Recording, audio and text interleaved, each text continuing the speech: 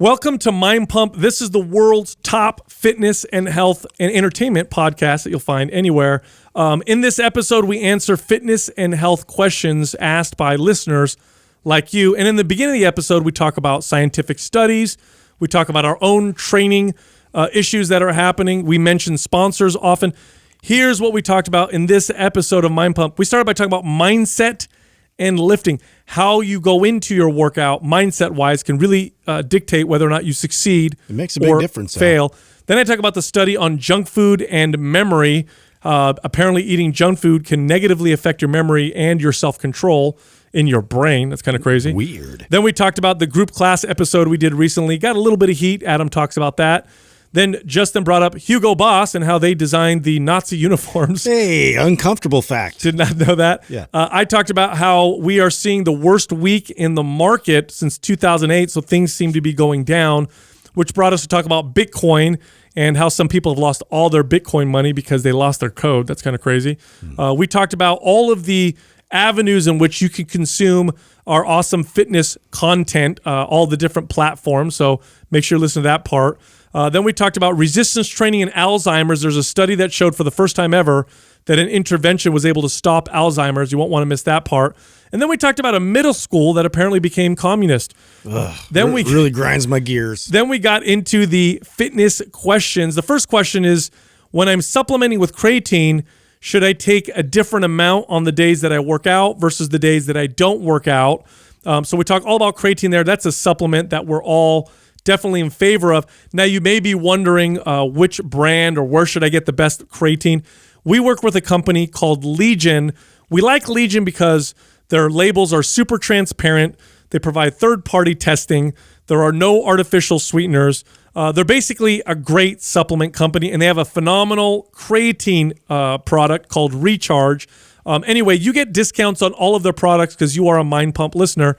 Here's what you do. Go to buylegion.com. That's BUYLEGION.com/Mind Pump. And at checkout, you'll get 20% off, or you'll get double rewards points if you're an existing customer. The next question, this person says, how can you get quality sleep when you're working shifts? You know, the World Health Organization labels shift work as a carcinogen. So if you work shifts, late shifts, you definitely want to listen to that part of the episode. And we mentioned a few strategies, one of which involves blue light blocking glasses. Our favorite company of blue light blocking glasses is Felix Gray. They make stylish glasses that don't change the color of the whole room. Here's what you do. Go to Felix Gray Glasses. That's FELIXGRAY, glasses.com/Mind Pump. You'll get hooked up with free shipping and free returns. We also mentioned listening to certain sounds and beats that put your brain into more of a sleep state. There's a company called Brain FM. They make a sleep sound that literally puts your brain in that state. It's crazy. It works like magic. No joke. It really works. We have a huge discount for you. If you go to brain.fm /Mind Pump, you'll get 20% off any of their sounds.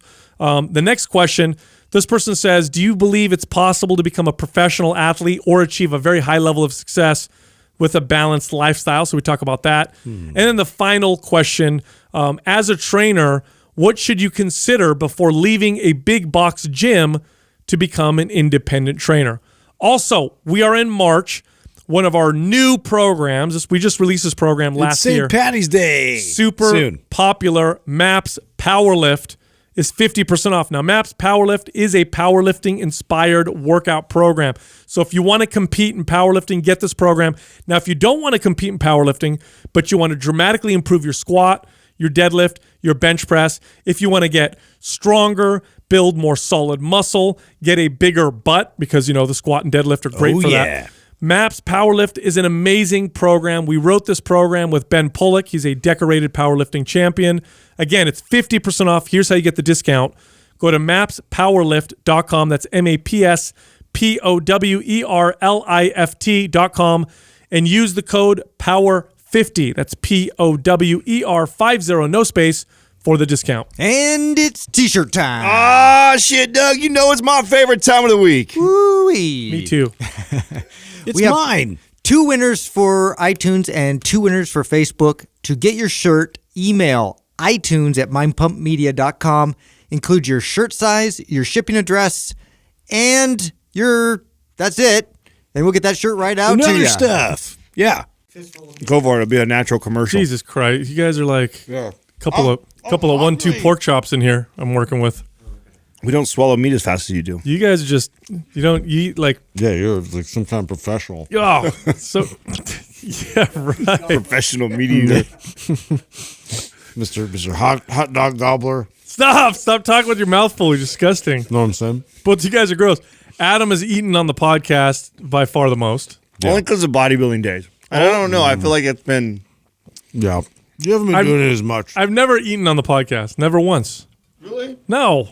I'll contest that. You have an awful memory. No. Yeah.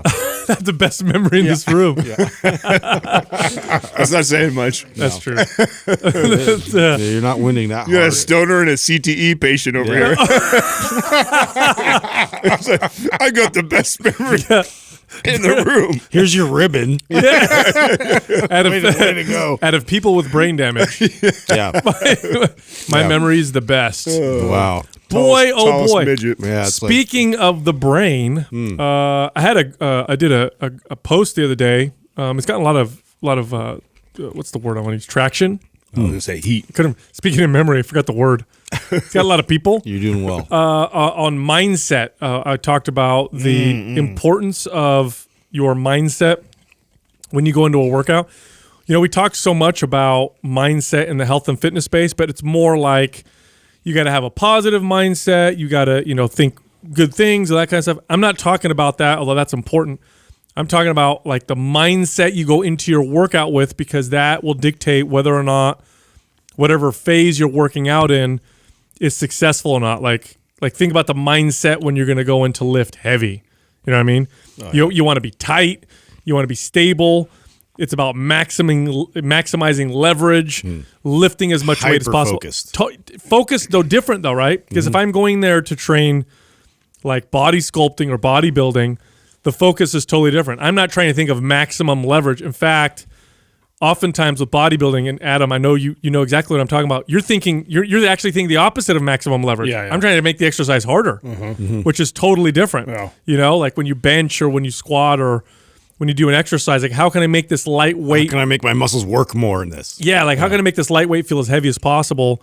How can I focus on the squeeze and the pump? Total opposite from heavy lifting. And then there's correctional exercise, which is neither of those things. When I'm doing correctional exercise, the mindset is connect to the muscle, intrinsic tension, totally different. The mindset is so powerful that you could take a program that is written exactly the same and create complete novelty without changing any exercises, sets, reps, or weight. Just by the mindset. Just by the mindset. 110%. So I got to know the intent going into it. And this is one of my favorite things about being somebody who's never been attached to a modality or a box, or I've never allowed anyone to put me in this category. Sometimes You're like that song from Whitesnake. You can't do it. Yeah. what's that? You can't put me in a box. Again on my own. Like you're just Stupid. You're just a free man. Because you can go to More the like gym. Freebird. You can go to the gym, and I can go to the gym, same exercise, everything, and I could think like an athlete and move explosively and train with that mindset. I can go and think of I'm going in like a power lifter mentality, and I'm looking to get out, exert the most amount of force and weight and move the most I possibly can. And then I can go in like a bodybuilder and try and feel every part of the exercise and chase the pump. And it can be a total different feel and even get, I believe, a different adaptation, even though we're doing the same movement, same everything. But because I changed my mindset into how I'm training, I think makes that big of a difference. Totally. And this is the main reason. This is the number one reason why if you're listening right now and you follow a MAPS program, you notice we put you in phases that last 3 to 5 weeks rather than mixing up different modalities or different styles within the same week. Because studies will show that you could do low reps, medium reps, high reps in the same week and compare that to doing low reps for 3 weeks, doing medium reps for 3 weeks and high reps for 3 weeks. And the results will be about the same. So people are like, why don't I just mix it up all the time? It's the mindset. And when I'm in a phase of heavy lifting, I want to stay in that mindset every time I work out. When I'm in a phase of bodybuilding or correctional exercise, I want to be in that mindset the whole time, because you're not just, and correct me if I'm wrong, you don't just train the body, you also train the mindset. Have you guys noticed when you go through a correctional exercise phase, how it takes you like 3 or 4 workouts to get into that mindset, to really get the mindset going? You're training that just as much as you're training the body. I mean, that's essential. And I mean, each one of those components is a new skill. I mean, and you have to take time in that skill to really develop that skill, and the practice of it is what, the intention is going into each one of those different ventures. And so, like they all look different, but it's important for you to stay in that same space so that, yes, you will be able to get better and refine that process going towards that skill. Dude, you're training, and I remember, who was I talking to? I think I was on a podcast. Someone interviewed me and was asking me about cognitive performance and like what exercises and what workouts are best for the brain. And it dawned on me, we always separate the mind from the body, the brain from the body, like they're two separate things. Really effective training trains your body and your brain, because where's your brain? It's part of your body. The mind comes from the brain. So that when you're training yourself, you want to be as effective as possible.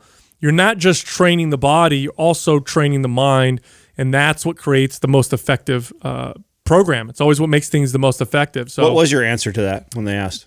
Oh, well, I mean, if we had, ultimately what I said was, number one, a healthy body is going to produce the best results. So if you're really healthy, you're going to get the most cognitive improvement or the best cognitive performance.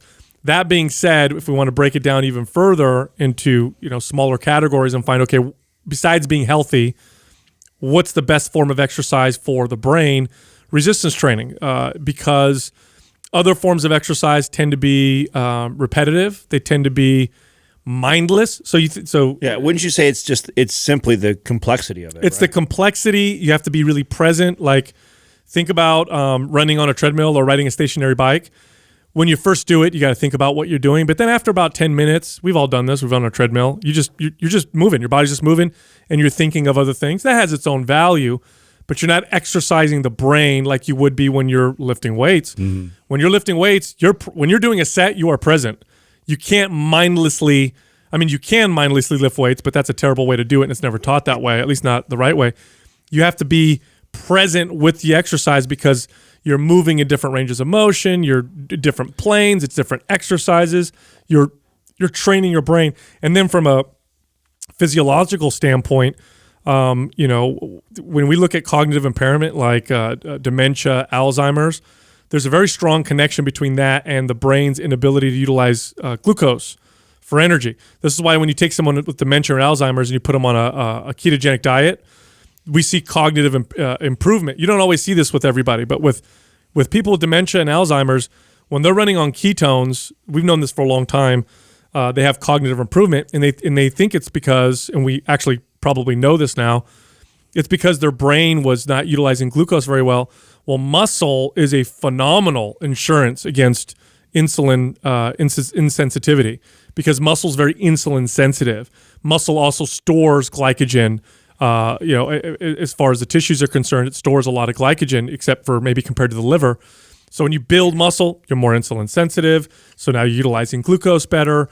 And then, of course, you're exercising the brain. It's the best form of exercise for brain health. When you wrote for Max's book, he had you write a chapter in there, right? Is that right? No, what he did was I contributed referenced you? Yeah. So I looked over what he wrote and let him know if what he said was correct or incorrect or whatever. Did he point this out? Did he talk? Yeah, we talked about, he made a little point about how resistance training was a very effective way to speed up the metabolism, to, less time spent yields you better results because of that, for brain health.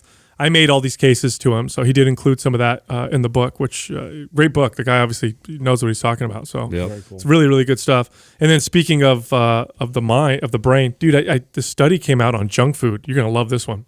Oh. Yeah, let me pull this one up. So they did a study on junk food, and they found that eating junk food, so I'm going to read it right now. A new study has found that consuming a Western-style diet rich in junk food, so heavily processed foods, can subtly yet rapidly impair brain function in your hippocampus. So they did this study where they had people eat a junk food diet, and then they were imaging the hippocampus, and they were seeing that it was affecting the hippocampus negatively. Now, there's no coincidence here that brain region is associated with memory and, ready for this, appetite regulation.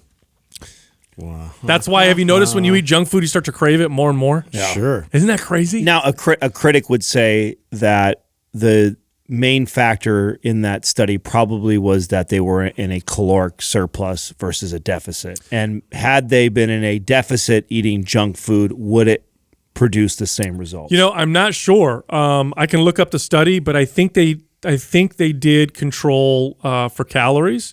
But I'm not sure. Oh, that would be interesting. Yeah, so I'm not quite sure, but you might be right, dude, because high calories tends to always have a negative effect on us. Yeah, you know, that's the only thing that ever worries me about studies like that. That even though I think it aligns with our message and it supports what I think we're trying to explain to most people that of avoiding processed foods, which I think we all stand by that statement.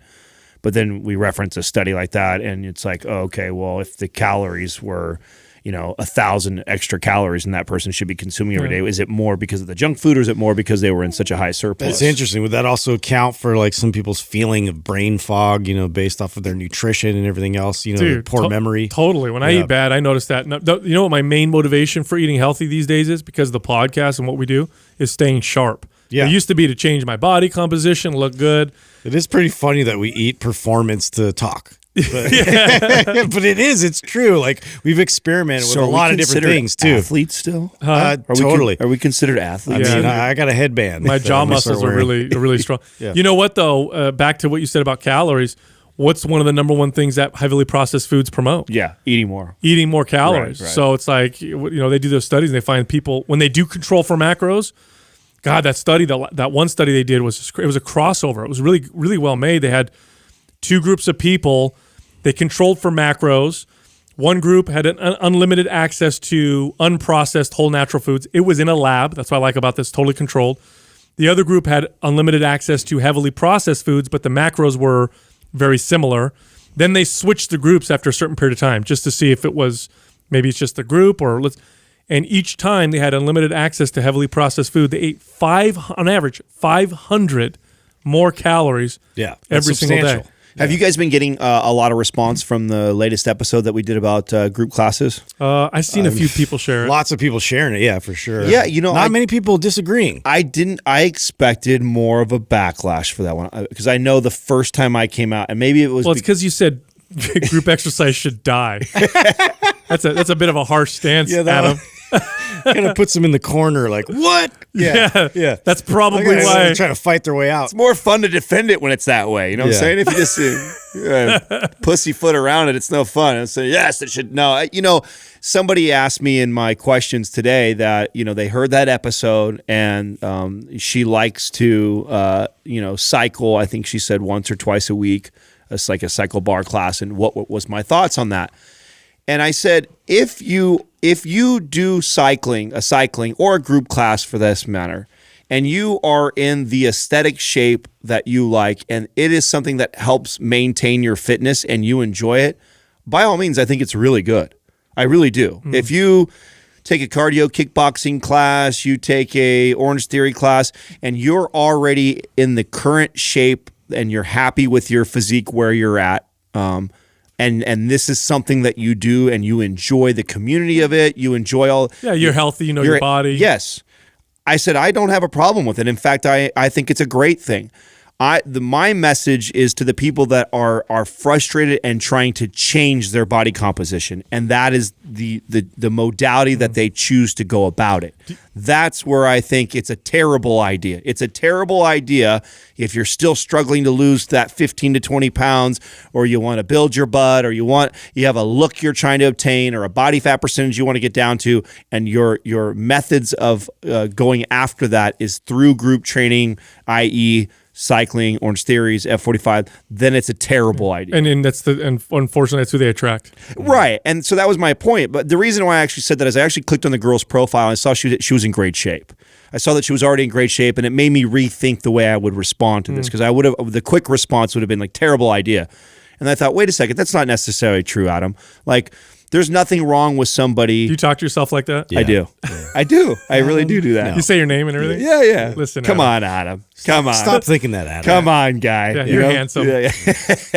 Oh, Adam, you always think these things. Do you guys remember the last time that it's actually the only time we all of us took a group class together? Do you guys remember? Oh, the bar drums? class? No, it was the bar. We didn't do the drums. Remember? We did those drumsticks on the ground. She did the drumsticks, we did that too. Really that weird was so shit. stupid. Dude, that was so dumb, dude. Yeah. You know what made me annoyed about that? This has happened to me before. You just offended me. I know, whatever. Yeah. I've taken a few group classes in the past, and because of the way I look, the goal of the instructor is to fuck me up. hammer you with weird stuff. Yeah, so we never aired it, right? So there was this great idea, that wasn't great. Obviously, we never aired it, but we were going to go take. This goes in the box of not great ideas. It's one of the few things we never aired.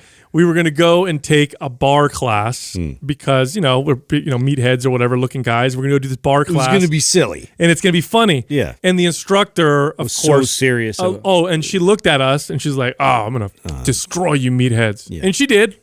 She did destroy us. Yeah. We were. I think why we shaken. I think why we couldn't put it out there was that was where or at least I personally struggled with it. Endurance was that I think she was so passionate about what she was doing and really, really believed in what she was teaching, and it would have been hard for us to talk about it without completely kind of shitting on it. Oh yeah. So and I think that I think all of our integrity would have been mean. Yeah, it's like okay, that was a little mean. That would be exactly. We took this person's time. They gave us one-on-one time. They took us through all these classes. She was excited about it. Toured us with the facility.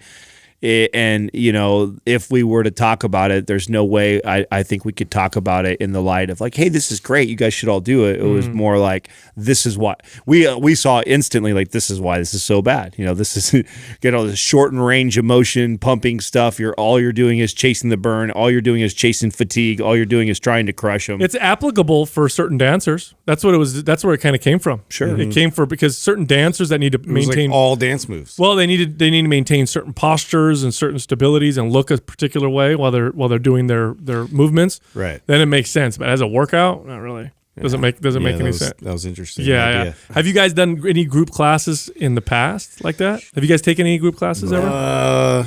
I mean, in terms of Justin was a big sport, Zumba guy. I was real big in Zumba. I like to shake my hips.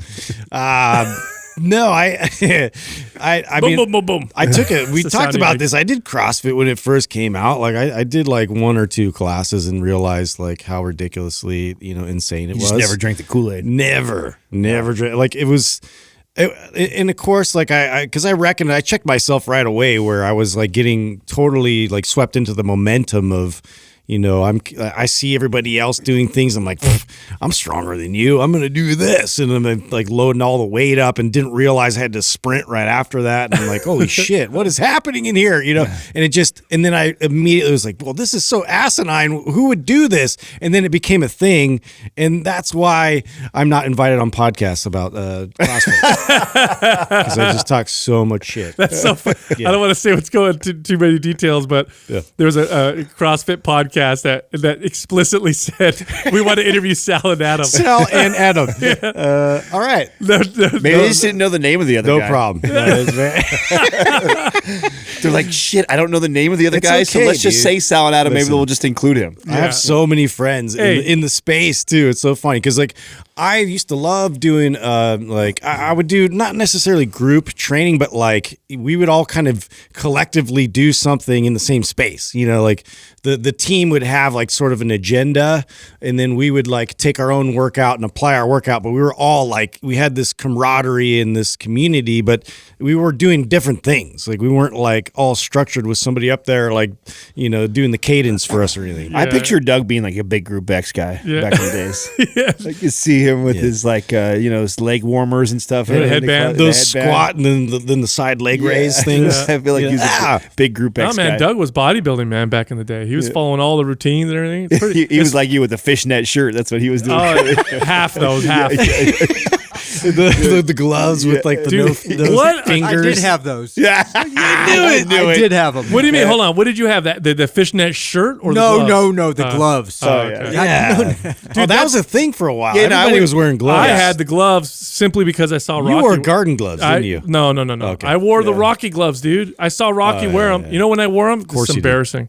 I wore them to school. No, you didn't. I did. You wore gloves. Did you have a bouncy ball in your hand? You too? wore. hold on a second. You Come on, wore weightlifting gloves to school, Bro, they were Rocky gloves. Bro, I wish there's. Tell me there's a picture of this somewhere. Oh, somewhere. I wore a leather jacket. I wore the gloves. The sleeveless sweatshirt. And I wore the. Did you, I wore the wife beater and did the you- tank and the leather jacket. Did you have like one of those things like Goonies? strong You look. know, on Goonies where Oh, you had the the chest expander? Yeah. Stupidest exercise The machine. springs is just on You springs. just get it in your sister's hair, rip it all out. So they used to have. But anyway, look, Justin, I don't feel bad for you for not getting invited to the podcast. That's what you get because every time we meet people who listen to Mind Pump, Justin's my favorite. That's what you get. It is. Hey, that's fine. Now you know what it feels like. I'm discluded. You know what I'm saying? Hey, anyway. yesterday, Justin, you were gonna you brought up this story and you didn't finish, and I wanted to hear it. I wanted to wait till we got on air so I could hear it for the first time. Is the Hugo Boss? Yeah. So I actually came across this because I've been listening to comedy podcasts and the History Hyenas, one of my favorite new podcasts out there.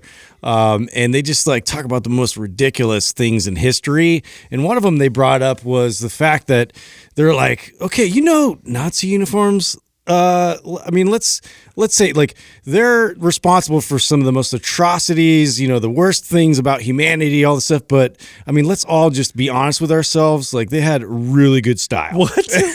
And I was like, oh my God. Right. And they're like, yeah, well, you know why? Because Hugo Boss is basically behind the designing all of those uniforms. No way. Is that how they started? Is that Yeah. true story? That's how Hugo Boss got elevated to where they are now. Well, the Volkswagen was a car that Hitler's regime also designed. It was the people's car. Exactly. I and knew then that- and I then knew that one. Porsche and everything else as a result. But yeah. And the Mitsubishi sign was from I think the Japanese Zeros, if I wasn't mistaken, the fighter pilot, the planes that they had. So What? yeah. Well, Yeah. they ripped off a lot of stuff. I mean, even with the swastika. that Hugo came Boss. from- Look at that. yeah, Wow. all those it's a very distinctive look. And the thing is, it just sounds it's funny and it's ridiculous to talk about, but they had really good style. Yeah, right. Yeah. That's hilarious. Wow. I didn't even know that Hugo Boss has been around that long. Yeah, a long time, dude. When did they first start? Obviously from there, right? yeah. And What then about? Didn't Bayer? Wasn't Bayer I mean, how do you? have a Okay, crazy how do you do? history? What I want to know. This is. I think they were tied into Agent Orange and all that stuff. No, Is that, that's Monsanto. Yeah, I guess I better Monsanto be made careful. Agent Orange. Justin, allegedly. did they go? So did the History Hyena guys? Did they go into how they made the leap from that to being over a huge popular brand in the No, U.S.? they I mean, didn't I follow- rocked Hugo Boss at one Right. point for sure. No, they just went off about 1924. Yep, in Minzingen, Germany. Wow. Hugo Boss is often styled as Boss, is a German luxury fashion house headquarters in Metzingen. It was founded in 1924 by Hugo Boss, and it originally produced general-purpose clothing. With the rise of the Nazi Party in the 1930s, Boss began to produce and sell Nazi uniforms. So that existed before the Nazi Party. That makes it He worse. just took advantage of the Yes. situation. Don't you think that makes he it got a big worse? contract, but that's the thing. I mean, some of these companies, Exactly. they're going to get big government money to produce for. I mean, there's all kinds of dark sides to a lot of companies that people don't realize. Oh, out dude, there. Bayer. See, I knew Bayer had also something connected to the Nazi Oh, Party. they made they made the gas. Oh, they made the my gas. God. That's what they did. That's terrible. Right? Is that what it is, Doug? I'm pretty sure That's that 1,000 they were times I believe worse. that's the case. Yeah, they're responsible for the gas, bro. Wow. Yes. Well, hey, they don't do that anymore, do they? Yeah, I just took some That's a good, aspirin. this solid pivot, you know. Yes. It's a real solid It's a real pivot. big pivot. That's terrible. Yeah. Yay. Dude, we are, you guys watching the markets right now? As of the airing of this episode, are you guys seeing that this is the worst drop in the market since 2008? Did we not know this was? I mean, we all what comes up or what goes up must come down. Yeah, I mean, I know. we are on this unbelievable record run. Oh, it was a bull market forever. Yeah, we hadn't seen. It was a matter of time before we saw it level out a little bit. What I find interesting is a lot of this is because of the coronavirus. Am I correct? Dude, totally. Because the fundamentals, although there's some scary stuff too going on. We have a lot of debt. The Fed keeps injecting fake money into the market, and so at some point there's going to be a market correction where all this malinvestment, we're going to be, we have to reckon with all of it. But right now, what it looks like is coronavirus. Lots of fears around coronavirus. Oh no, what's it going to do to the market? So people are pulling their money out. So we've had a 3-day just bloodbath, just drop. Although it's still it's a huge drop, but I don't think we've still gone lower than 2018. So although we've had a huge drop, we're still way up because of how far we came. Well, yeah, but how close is the drop in relation to 2008? That's what I mean. Like we still haven't gone below the market, what the market was in 2018. Yeah, I know. I don't. But just a big drop though. Yeah, so I know we're not, and I doubt we're going to ever go back that low. Yeah, no. But I mean, what about what I'm talking about is the variance. Is the variance close to that? Like with the drop? Because we weren't nowhere near as high as we are now. No, this is since 2008, not compared to 2008 crash. Yes. No, that was different. Yeah. Yeah, that was based on something totally different. Because the fundamentals are mixed, but there's some good news like unemployment, GDP. Even though we had a trade war and all that stuff, GDP still grew over 2%. So there's still good fun. Here's what's going to be very interesting. I'm going to make this prediction right now. This is going to be used as a weapon by the Democrat Party to criticize the current administration, how they're handling the situation. Fear is a great way to make the current administration look bad. So if they can capitalize on this, and they're going to. Politicians are experts at. I mean, I would if I was on that side. I would look at this. You're always itching for something to like throw them down with. Yeah, so I'm like, here's something's going on. How can we twist this in a way to make ourselves, kind of look better? But if the market keeps going down, oh boy, it's going to be an interesting election. Do you think it's going to? I don't think it's going to. I don't know, man, because it was so high for so long. People were always like, is it going to drop? And then they just needed this one thing. So I don't know, dude. We'll see, dude. But and you think it's related to the coronavirus like completely, or what other factors you think? That's it. It's all the news that's coming out. It's just the news, and everybody gets scared. Yeah, and people are getting scared because it's spreading all over the world and this and that. But still, it still is not. I mean, objectively, and I want to get an expert on this. None of us are experts on infectious diseases, but from what I've read objectively, this is nowhere near as scary as like the flu. Yeah, just the regular flu. No, I don't pay any attention to my my stocks or my Bitcoin. It's not good for my blood pressure. So you were mentioning the other day that Bitcoin was on the rise again. It did, and it went back down. But typically, if trust in the dollar goes down, gold goes up, and then Bitcoin has been a little bit like that too because it's an alternative currency. Dude, I read an article on Bitcoin that was hilarious, though. Did Facebook ever end up like really creating their own version? That's in the works still. It's in the works still. Okay, I remember they released like an announcement about that. Dude, so there was this dude I think he was in Ireland, who had he owned 6,000 Bitcoins, and he had it spread across 12 accounts to guard against losing this crypto fortune. So it's something like worth like $58 million, right, in American money. And he printed all the codes out on a piece of paper.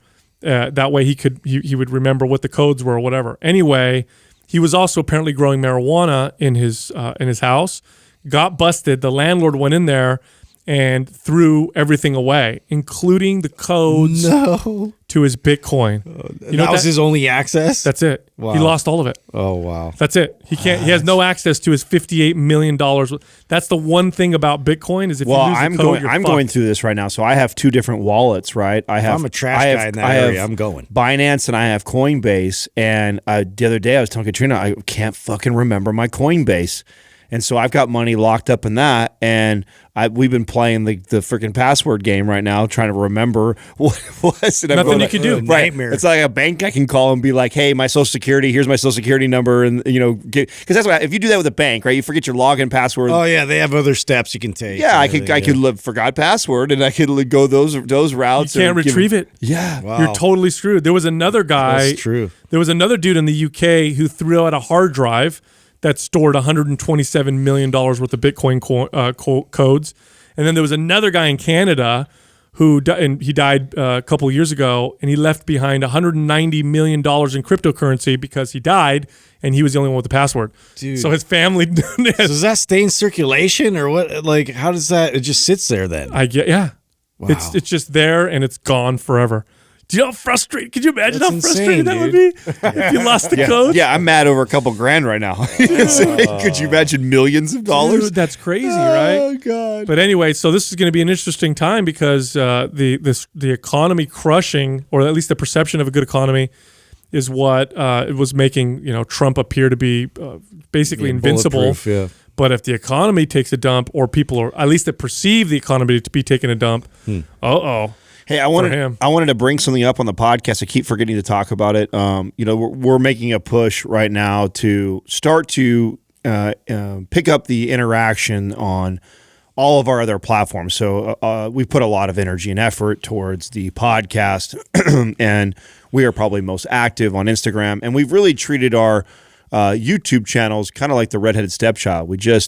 I wonder if that's offensive. We love you, gingers. I wonder if that's considered offensive nowadays. I'm sure everything is offensive today, right? And what I mean by that is it's the last order of operation for us on the things that we worry about on a day-to-day basis, and we're trying to put more energy and focus on that.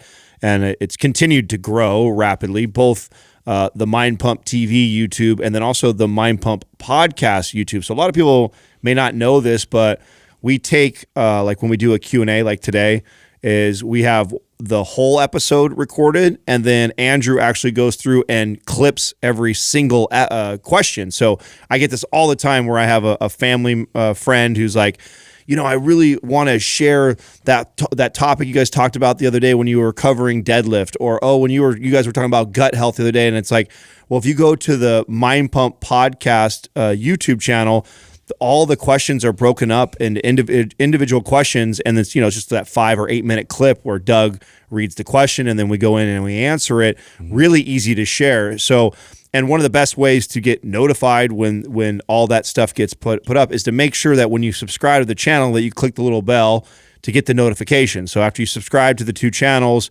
hit the notification so we get notified when the new content comes up, and a lot more visits with the boys and I on the YouTube channel for Mind Pump TV, and then that's something that we've been progressing on the. You guys ever you can see how handsome we are, or not? Do you guys ever watch our podcast on video?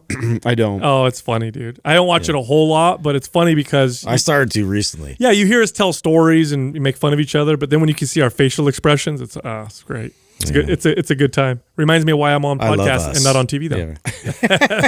That's the other thing. Anyway, I got some interesting, very fascinating, and good news. Very, very good news. This is Alzheimer news. Okay, this is fascinating. This is what the article said. It was I think it was Science Daily that published this. Here's what the article says. For the first time ever, for the first time ever, an intervention has been able to slow and even halt degeneration for people with Alzheimer's over a long period. So for the first time ever, they were able to show an intervention, something that you could do in your life that stopped Alzheimer's from progressing. And in some of these people actually saw it go back a little bit. You want to guess what that thing was?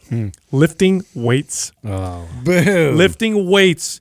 This is the first intervention they've ever seen that was How able to. did you not transition to this when we were talking about Alzheimer's earlier? Because it was just. That was a perfect transition for this. I forgot. What are you going to do? You should probably apply this weightlifting concept. Yeah, it's like these guys talking about Alzheimer's. We were just talking about it like 5 minutes ago. That would have been a beautiful segue. Sorry. Hey, what do you call it? Segue? No. What do you call the disease? Huh? Al what? Alzheimer's. Okay. Even Michael Jordan had off games. You know what I mean? I think you call that old timers or Alzheimer's. when I was younger. I thought Old timies. But research found that 6 months of strength training can protect brain areas especially vulnerable to Alzheimer's disease up to 1 year later. So what they actually did is they had these people lift weights. They looked at their brain. Then many of them stopped lifting weights. Up to a year later, there were protective effects from resistance training. Wow, that long. Wow. Yes, dude. I'm telling you guys, man, resistance training is on the cusp of being the mainstream way that people Now that's recommend to interesting work out. considering how You just got fast this body of evidence now that's just stacking it's up. amazing. That's interesting because how fast atrophy kicks in. Well, I mean, I don't know. I mean, I guess in terms of the brain, I would think so too. But they saw these protective effects last. Although long. I also know that even when if you've trained long enough for sure, and if years consistently, even with no lifting weights, poor diet for a while, you still seem to have a little more muscle than what you had before you ever started. Well, what about muscle memory? Right. So this is a common term you hear among like fitness people, trainers, bodybuilders called muscle memory, where let's say it takes me a year to gain 10 pounds of lean body mass and gain a certain amount of strength. And it's a year of hard work, diet, and focus. And then I stop. I totally stop working out. My diet goes back to where it was before. And I lose all that. I lose all 10 pounds, lose all the strength gains. Maybe it takes 3 or 4 months of being inactive. Then I go back to the gym. I'll gain back what I lost way faster than it took me to gain it in the first place. Yeah. So it might have taken me a year to gain 10 pounds, but when I go back, it may only take me 3 months. And the longer you build that muscle, the longer you keep it while you're working out, the faster that happens. Because I know now I could stop working out, and lose everything, and I know I could gain it back so quickly just because I've been doing it for so long. So something stays. You know what I'm saying? Well, that's what interests me about like research around like hyperplasia and wondering if that has something to do with it. Because what fascinates me too is I remember being a 18-year-old, 19-year-old boy lifting dumbbell chest press, and like it took me forever to get to like the 60s, where I can be so deconditioned I could have not lifted for 3 months straight, and I can still comfortably do 70-pound dumbbells, no problem. Right. Even like all those neural connections, like you've already established like those pathways. It's like now you can respond once you get that stimulus again. I feel like your body would be able to respond. Well, that's what I'm saying. Yeah. There's almost like there's something that stays, that sticks, even though the body adapts. And I think this is probably more true the longer you train. Like, have you guys ever trained older people, let's say over the age of 50 or 60, who haven't worked out or been active for a long time, but they had a really long history in the past of being high-level athlete or something like that, and you can tell, you train them, and you say, totally. I remember one time I was, when I used to have my studio, I was in between clients. I had just finished my own workout, so I had the doors open. I used to like to do that. And there was this old man, probably in his late 70s, early 80s, and he walks in, and he had just these, he looked like an old man, but to the trained eye, I can tell. I can look at somebody and I could tell they either work out or they did for a long time. So I looked at him, this little guy, he was short, it's like 5'8" or whatever. And he had these meaty little forearms and these like strong looking little hands. And he comes in and he has an accent. It's a Russian accent. Oh, is that the guy that used to wear all white all the time, and he used to wear gold chains and stuff? No, real short. No, I don't. Who's that? Oh yeah, he used to come in the Santa Teresa gym. Oh all the time. really? Yeah. Oh, that's cool. Yeah, I think Russian accent, had a short, he even had a toupee, I think. Oh, maybe. Yeah. But anyway, he comes up to me and he's speaking broken English. The ab roller. Yeah. He's speaking broken English to me, and he goes, "Oh," and he looks at the kettlebells. He liked the kettlebells, so he says, "Can I lift it?" I said, "Sure." And he picks it up, and it's like a 50-pound kettlebell, and he knows how to hold it, and he presses it over his head, and he puts it down. And I was obviously super intrigued, and I'm like, "What? Where did you learn that? What's going on?" And he goes, I used to be an Olympic lifter for the Soviet Union back in I don't remember what it was, the 70s or 60s. And I'm like, "Do you exercise now?" He goes, "No, I don't work out anymore."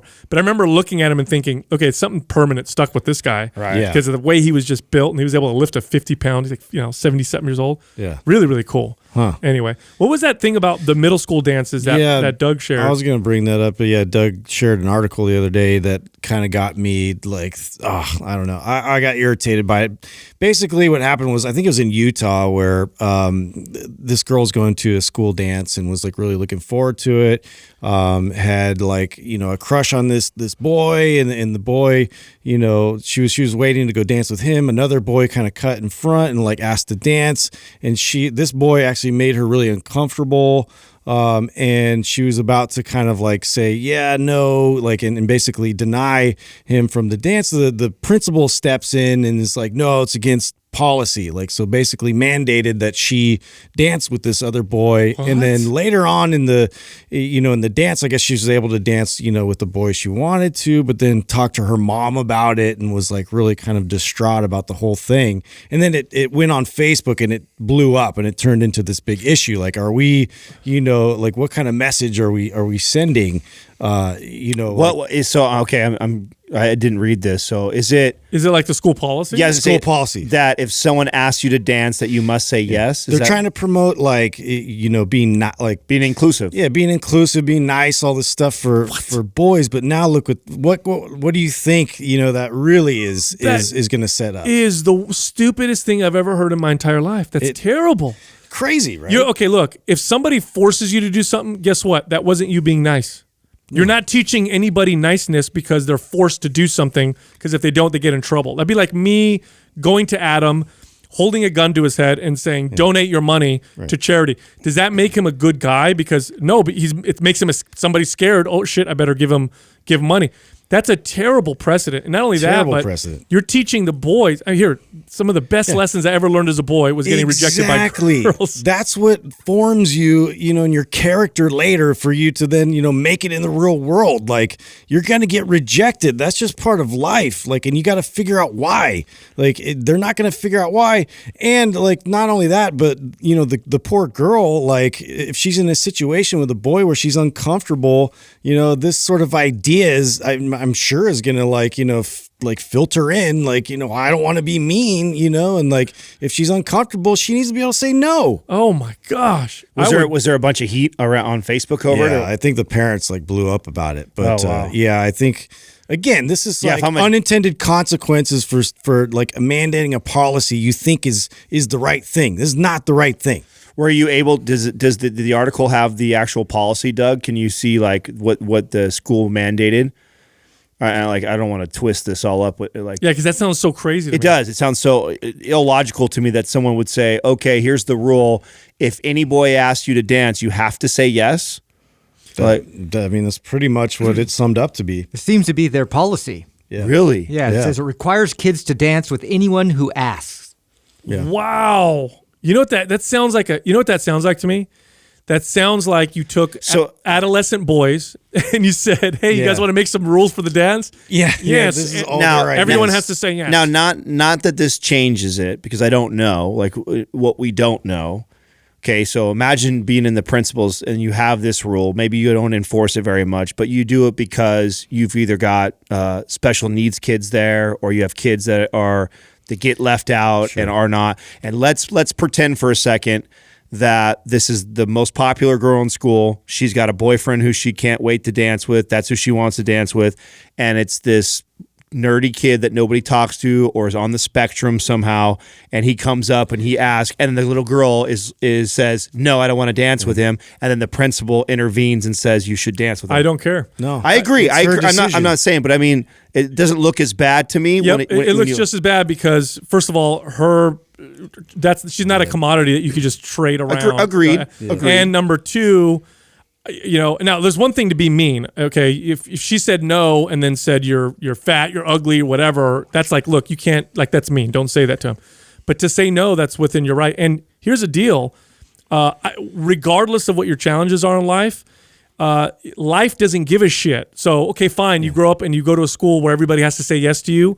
And you're like, this is awesome. At some point, you go in the real world, and how are you going to fare in the real world that doesn't care? You can't force everybody to. Yeah. If anything, that's how you develop your character. And I had a buddy who he wasn't. And he's probably listening right now. He doesn't care. He wasn't the best looking dude in the world. Okay, he wasn't very good looking, out of shape, not very tall, but because of this, growing up, he became the most charming, entertaining, likable individual you've ever met in your life, to the point where when he became an adult, You want to go to if you were going to a bar and you were trying to attract women, you wanted him with you because everybody wanted to be around this guy, and he always had dates, but he learned that because he had to develop other skills. How the hell are you going to learn any of that shit if everybody's supposed to say hi? Yes, to you? And That's again, ridiculous. what it falls back on to me is the way that you're raised, and it's your parents' responsibility to instill that in the kid that, oh, maybe I should look, at this left out kid and be nice and inclusive to them.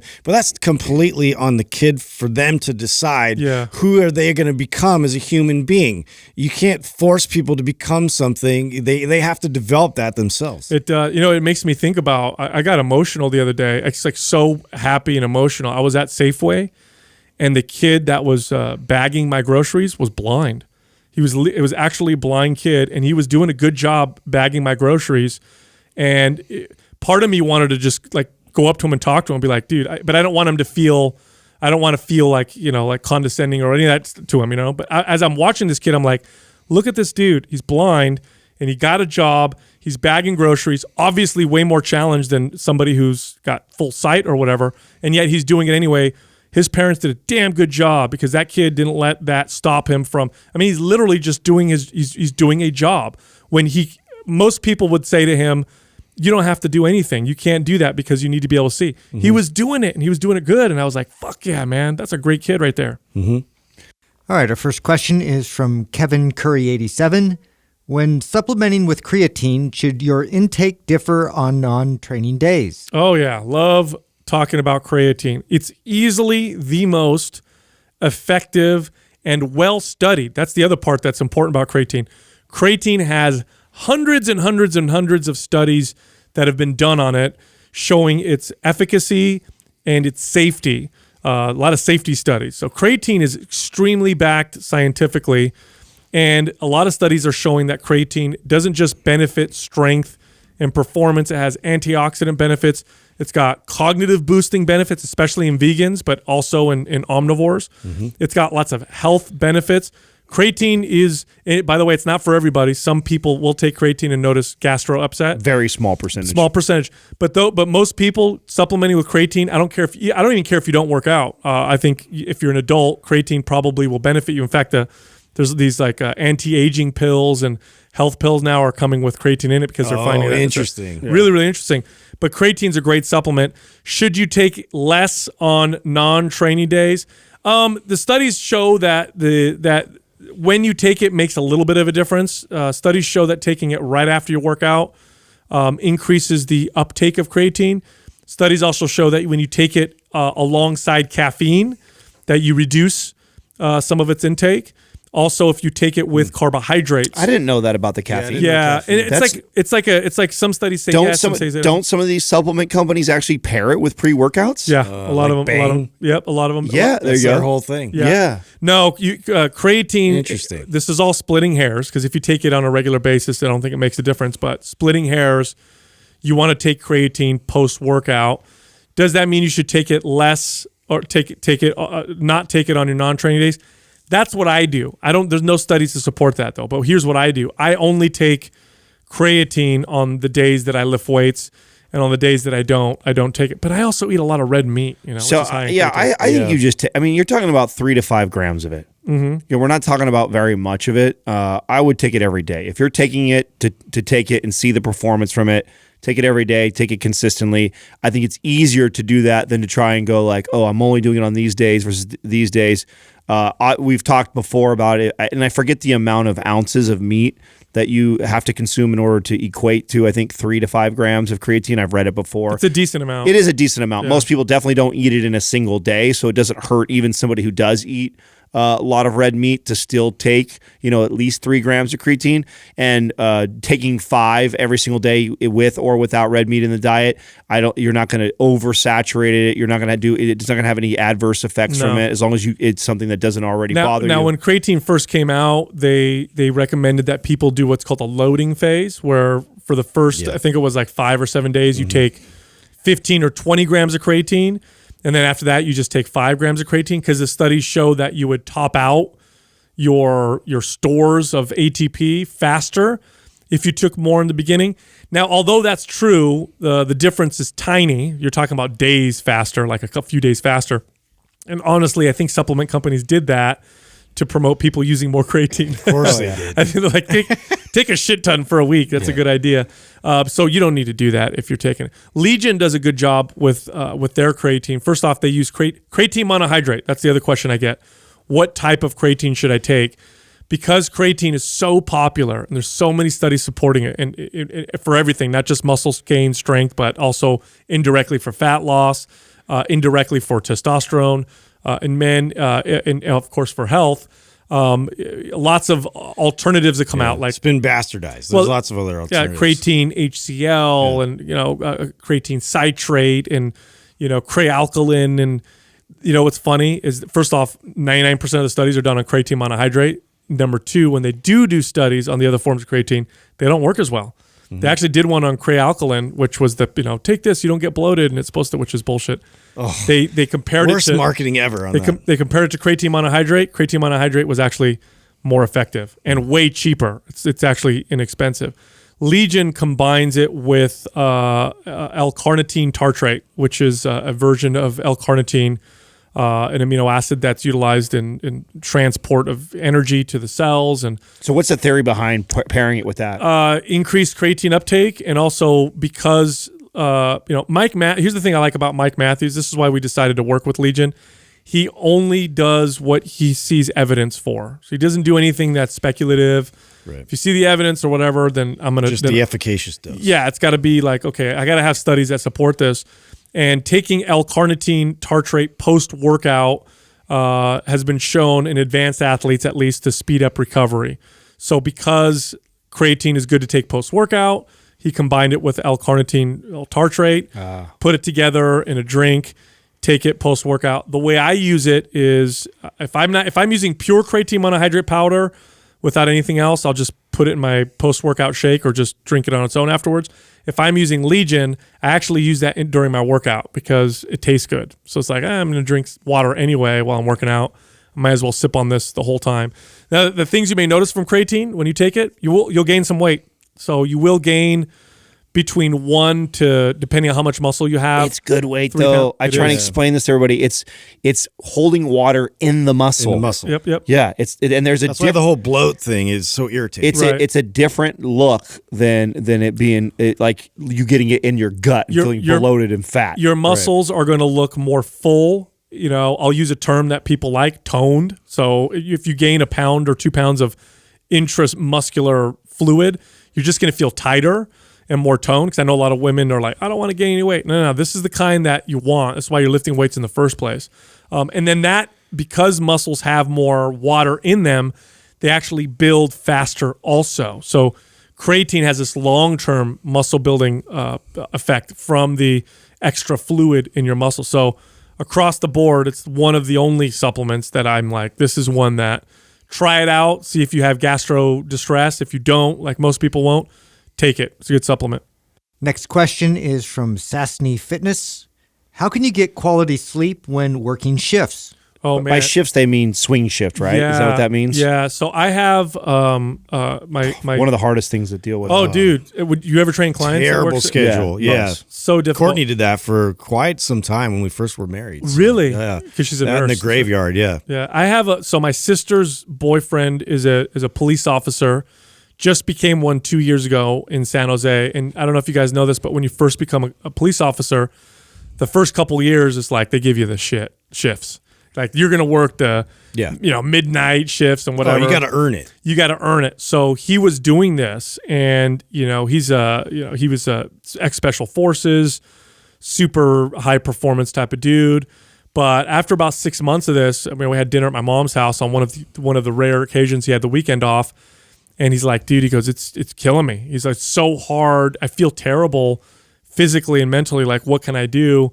So what I recommended that he do was when about an hour to 2 hours, preferably before he was supposed to go home. So he would get off at I think it was 11 a.m., what he was supposed to do is go home and then get sleep, right? Go to sleep. But the sun is out. It's bright. Like, what do you do? So I said, okay, first off, black out your bedroom completely. You need to have zero light coming into your room. Yeah. Number two, it's hard for your brain to go from bright light to sleep.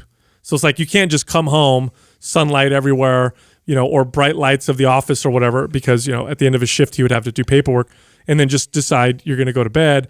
2 hours before, prepare your brain that it's nighttime. So I told him wear blue light blocking glasses, the ones designed for night. Well, this is where I feel like this has tremendous value. I think this has value anyways. I utilize them all the time.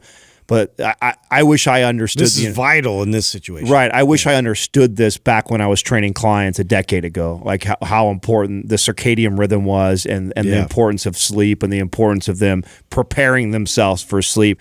And has to be one of the hard. It's already challenging for normal people that are working with the sun to prepare themselves to go to bed. Yeah. It's really tough if you're asking somebody at noon or 1 in the afternoon to try and close their eyes and go to sleep. Yeah. So I told him some other stuff, because the sun on your skin will also tell your brain that the sun is out or whatever. So I told him when you get in your car, turn on your AC, you get your body cold, because that'll help you sleep, and wear something that covers most of your skin. You want your skin out of the sun as well, because you don't want to be in like shorts, short sleeve, wear your blue light blocking glasses, but your sun's all over your body. So I said, put on some long sleeves. Hope they don't live in the desert. Yeah, cover everything. Turn on your AC, get your body cold.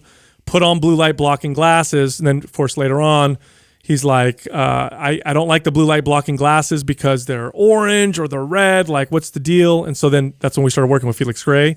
So I'm like, here you go. Because what he does is, an hour or two before he goes home, he's doing paperwork for all the shit that he did during a shift, and wearing colored glasses isn't the easiest thing. So he got the Felix, because the Felix Gray ones don't change the color of the room. It's so tough because you're buzzing, immediately right after work. Half the time you want to you want to talk to somebody, and I remember Courtney coming home from work, trying to wind down was the most difficult thing, and then finally playing really classical music and like you said, turn the AC on, and then really trying to calm herself down. Helped tremendously. Well, this is where I would even couple Brain FM with this. Totally. Yeah, you do something like that, put the sleep Brain FM mode on, that would be ideal. Throw those blue blockers on, throw the sleep mode in there, get it cool inside your room to create that environment, and that'll probably put someone down. Totally. Well. The World Health Organization labels shift work as a high level carcinogen. Right.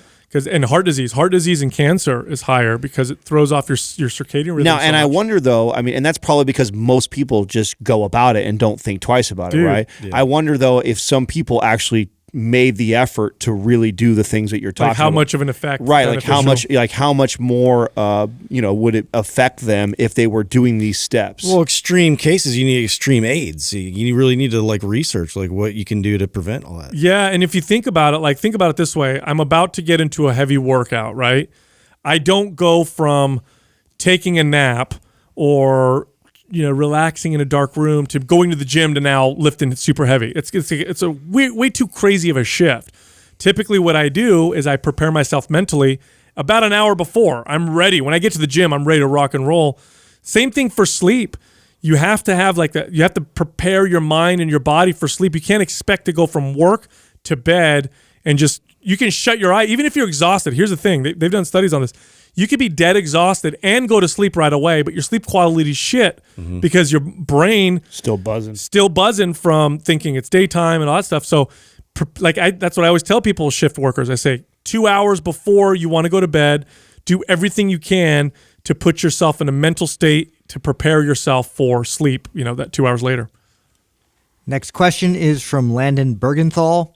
Do you believe it's possible to become a professional athlete with a balanced lifestyle? Oh, cool question. Yeah, no.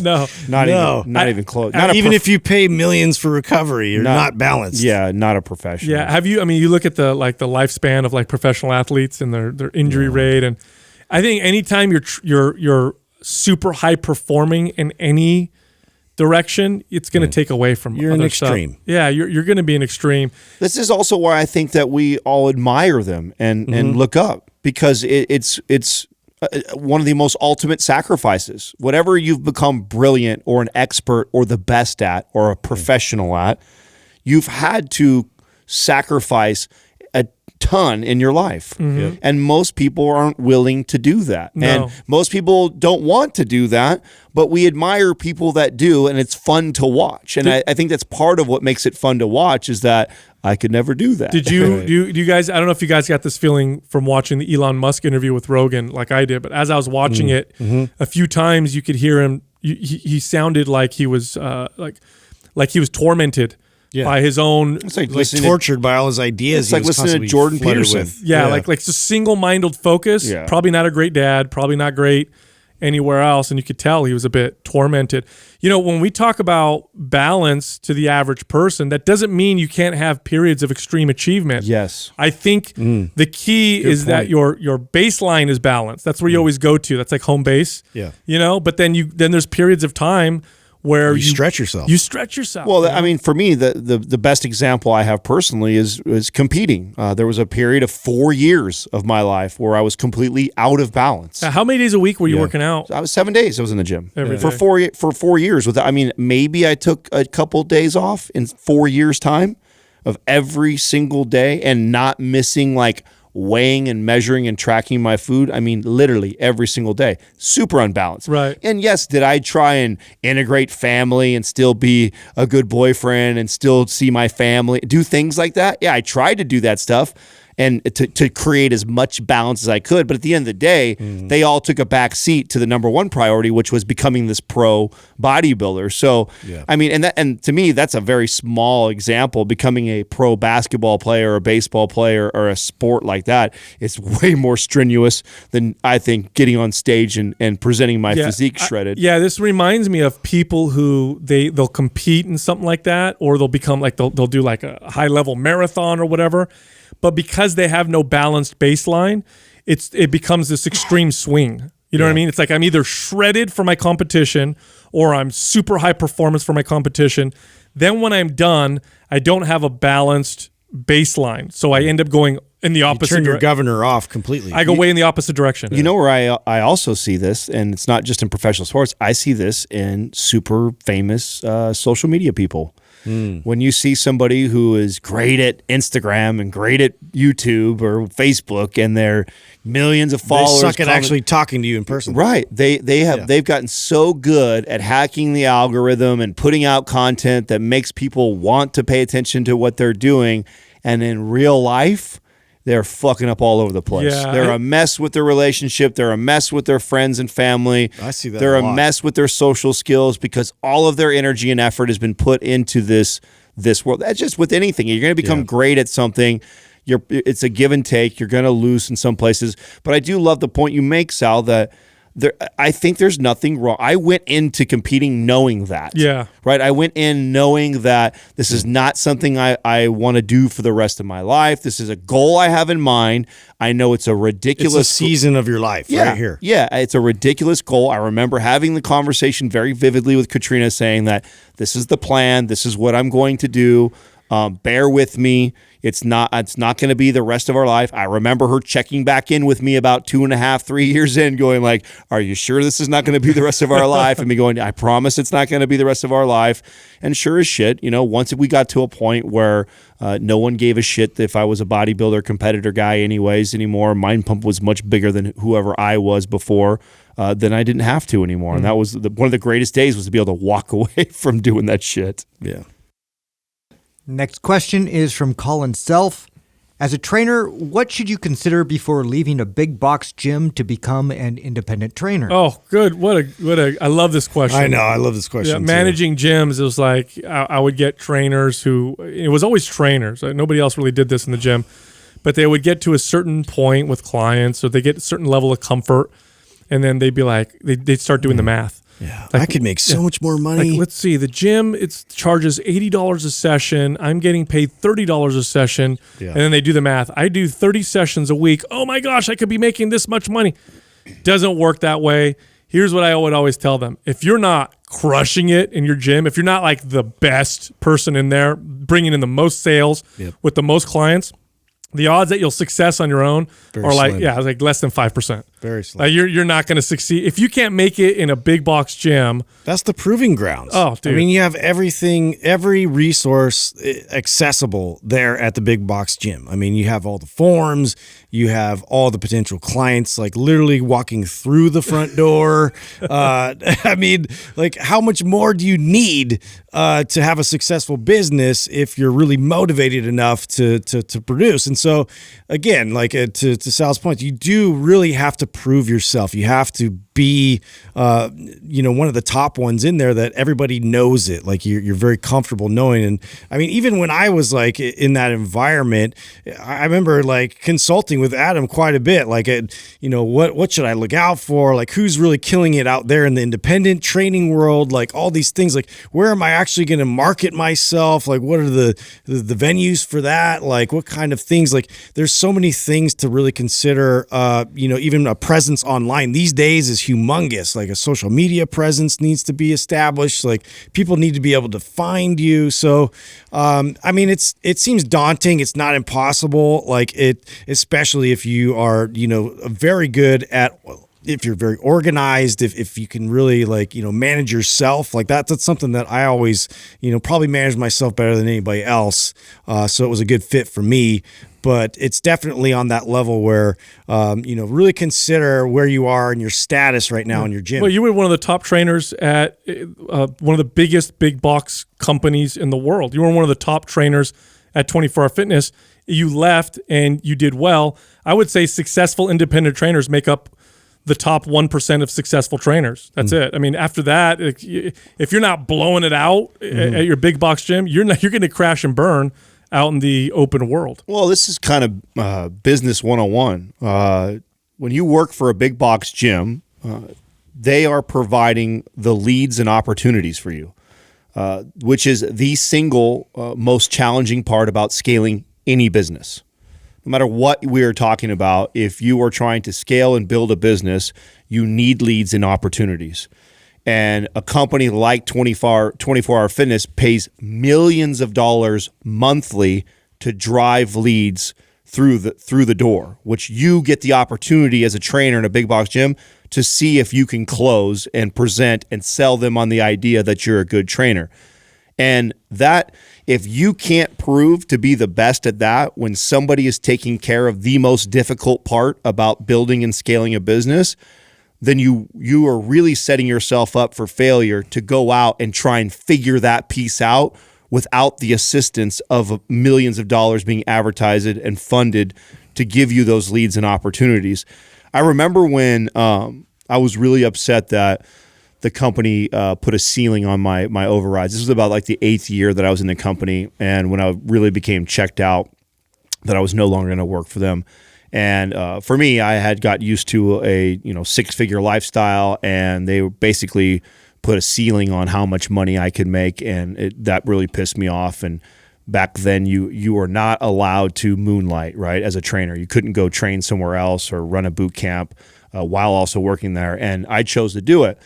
And when I did it, though, because I was thinking, okay, this could be my transition to moving out from 24 Hour Fitness, I made a point to build my boot camp business without using a single client that came from the gym. You had to prove to yourself. And it was exactly. It wasn't about making money for me. It was about proving to myself, can I generate enough traffic to come to this boot camp class that I'm not, and where I'm not relying on this lead generating machine that I'm currently working in. And if I can't do that, I better just fucking shut up and take the nonsense that I don't like that this company's laying out here for a new comp plan, because I'm not good enough to go out there and do that. So it was very important to me that I could do that. I used to give the same advice to any trainers that are looking to transition from a big box to private is just because you build up your clientele at a big box doesn't mean you're necessarily ready to go private. Like, I would make a point to start to try and build a private business that is not sucking from the current one that you've been handed to from this big box that's providing all the leads. and see how difficult that is and learn to overcome that, i.e. what Justin was saying, through marketing yourself through online, social media. Find ways to build your business, not relying on any clients that you've received from that big box. Take the training wheels off. Yeah, absolutely. And if you can prove to yourself that you can do that, then you'll probably be a trainer that will have success when you go independent. The biggest challenge I used to have with the trainers that worked for me in the big boxes was how to get clients off the floor, how to get new clients off the floor. Now, we're talking about a 35,000 square foot gym with hundreds of workouts every single day. The vast majority of these people didn't have a trainer. They're already in the gym and they're already They're the warmest leads you can get. Oh my God, it doesn't get any more than that, right? They're already interested in what you have to fish in a barrel. They're already interested in what you have to sell. They're working out. They're already working out. They're in your house. You just go talk to someone and get a client. They'd be like, oh, I can't do that. I don't know what to ask them. What am I going to do? They're going to say no. Now imagine trying to do that at the grocery store. Yeah. Or at Starbucks. That's what happens when you're independent, by the way. You do all that. When you're independent, you don't got a big old gym with lots of people working out that you can go talk to. You go outside in the real world. These are I'm going people. to golf courses. I'm going to, clinics, anything. Dude, it's hard. So if you're not crushing it, this is what I tell you what, I got to the point working in big box gyms, managing these gyms before I went off and opened my own studio. I knew this was my thing. I would go into a gym and I would bet trainers and I'd tell them, I need you to go talk to people on the floor. Oh, I can't do it. I'd say, I bet you in the next 30 minutes, I can get someone to purchase 10 sessions off the floor. And I would do this to trainers all the time just to show them that it was possible. And I was so confident that I could go do it. It was easy in a gym. When I went on my own, those skills came very much in handy, but it was way more difficult. I would have to go inside grocery stores, set up outside the Whole Foods, go to the coffee shop, talk to business owners. That's what you're doing. You're going out and you're talking to people. If that makes you feel uncomfortable, you're fucked. Yeah. You're totally screwed. Yeah. Now, if you're in a big box and you're murdering it, you're crushing, and the part that you're crushing the most at is at getting new clients. That's what you're really good at. Your odds are higher, but they're still not super great. I'm just being very honest. Oh, yeah. Being an independent trainer is very difficult. Now, there's no easy way into it. No. Now, if you do it and you do it well, of course, it's extremely rewarding. Yep. If you love fitness and you love helping people, you can make your own, at some point you make your own schedule once you start to build a reputation, which takes years, by the way. Mm-hmm. As an independent trainer, it takes years for referrals to start coming in and for you to have this reputation. But if you do that, then it is very rewarding. But it's definitely nowhere near easy. I would say it's one of the more difficult things to do. And with that, go to mindpumpfree.com and download all of our fitness guides. By the way, we have a personal training guide that's on there for free. So if you're listening and you're thinking about becoming a trainer or you're a new trainer, go check that out. You can also find the three of us on Instagram. You can find Justin at Mind Pump Justin, me at Mind Pump Sal, and Adam at Mind Pump Adam.